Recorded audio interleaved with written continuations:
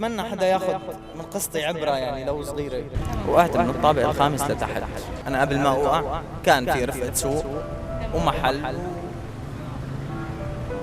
فكنت أكفر لدرجة لا توصف. بعد ما صحيت من الغيبوبة أنا صحيت على قراءة القرآن. عقاب الدنيا هو رحمة من الآخرة. أنا تعبان كثير، تعبان بهالوضع اللي أنا فيه، كثير تعبان. وقعتي. ممكن تحكي لي شو السيرة، شو القصة؟ أنا كنت أشتغل مصلح ديجيتالات، كان عندي محل كمبيوتر وموبايل وديجيتال. تمام. بيوم من الأيام أجاني تصليح الساعة 12 بالليل، 12 ونص تقريبا، وطلعت لصلح بالطابق الخامس. وقعت من الطابق الخامس لتحت. وقعت من الخامس لتحت. تمام. جيت واقف على رجلي، فقالوا الأطباء إنه خلص هذا مستحيل يعيش، يعني فت بغيبوبة أكثر من 25 يوم. تمام. ضليت بالعناية المشددة 25 يوم، فايت بغيبوبة. صحيت من الغيبوبة لا إراديا، أقرأ المعوذات وآية الكرسي على نية الشفاء. بعد ما أنا كنت أكفر كتير.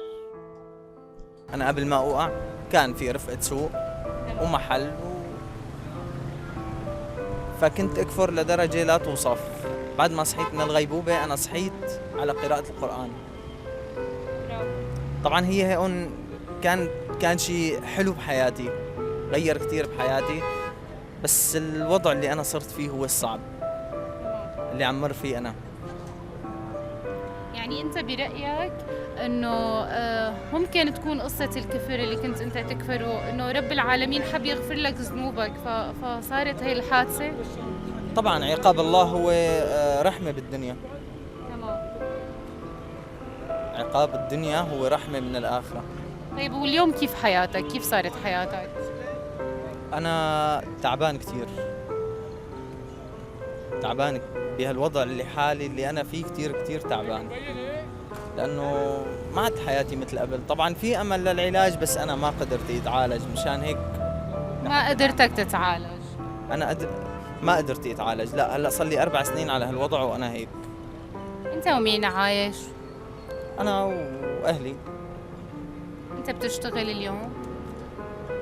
بشتغل، أوقات بيوقف شغلي، أوقات بشتغل، بحاول أشتغل أي شيء يعني على بسطة، أحيان ببيع بسكوت، أيام بشتغل أي شيء، المهم إني ما أحتاج الناس يعني. الله لا يحيجك لحدا يا رب. الله يسلمك يا رب ويخليك. طيب أنت اليوم شو رسالتك؟ بحكم قصتك واللي صار معك، حياتك اليوم اللي أنت وصلت إلى، شو تعلمت أو شو حابب إنك توجه رسالة للعالم؟ على الكفر المنتشر بشكل مو طبيعي، كفر منتشر هلا اليوم بالشوارع بشكل مو طبيعي، بتلاقي الشباب او الكبار او الصغار كله بيكفر. تمام. فبتمنى حدا ياخذ من قصتي عبرة يعني لو صغيرة بهالموضوع هذا. انت حاسس انه يا ريت ما كنت طبعا ما بتمنى اني كنت هيك، يا ريت ما كنت، ولحد اليوم انا بتندم على كل شيء صار يعني. بس انت عم تقلي اليوم، يعني انت اليوم ممكن انه عملية او انه فيك تتعالج، ممكن انه ترجع لحياتك الطبيعية؟ انا بدي عملية للحوض وبعدها بدي علاج فيزيائي وبترجع بتمشي طبيعي؟ برجع بمشي طبيعي، لانه هلا انا رجلي بتتحرك، جسمي كله بيتحرك، بس عندي تكلس بالركب، وفترة النوم هي اللي نمتها هي الغيبوبة، ومن بعدها انا قعدت قعدة غلط. قد ايه ضليت بالغيبوبة؟ 25 يوم. 25 يوم.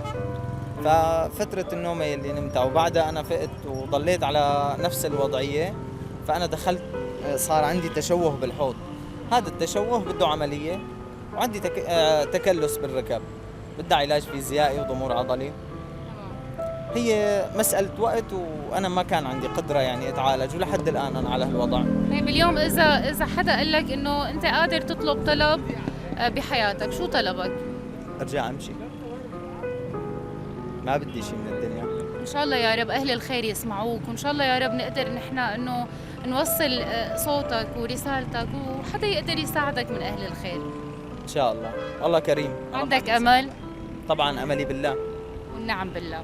لا إله إلا الله. عندك مشكلة بعرض الحلقة؟ لا لا، ما في اي مشكله. شكرا كثير لك. اهلا وسهلا.